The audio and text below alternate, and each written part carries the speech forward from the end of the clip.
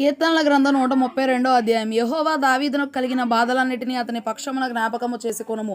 అతడు యెహోవాతో ప్రమాణపూర్వకముగా మాట ఇచ్చి యాకోబు యొక్క బలిష్ఠునికి మొక్కుబడి చేసెను.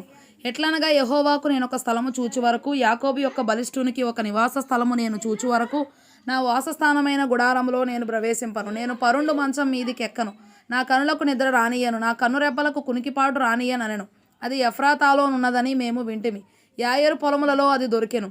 ఆయన నివాస స్థలములకు పోదము రండి, ఆయన పాదపీఠం ఎదుట సాగిలపడదము రండి.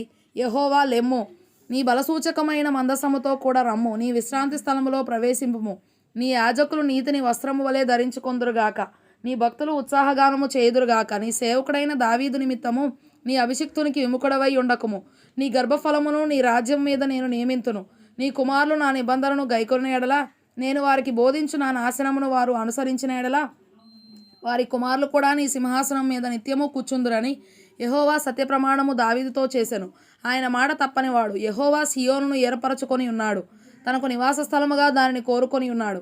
ఇది నేను కోరిన స్థానము, ఇది నిత్యము నాకు విశ్రమ స్థానముగా నుండును. ఇక్కడనే నేను నివసించేదను. దాని ఆహారమును నేను నిండారులుగా దీవించేదను. దానిలోని బీదలను ఆహారముతో తృప్తిపరచెదను. దాని యాజకులకు రక్షణను వస్త్రముగా ధరింపజేసేదను.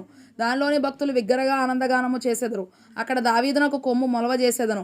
నా అభిషిక్తుని కొరకు నేనచ్చట ఒక దీపము సిద్ధపరిచి ఉన్నాను.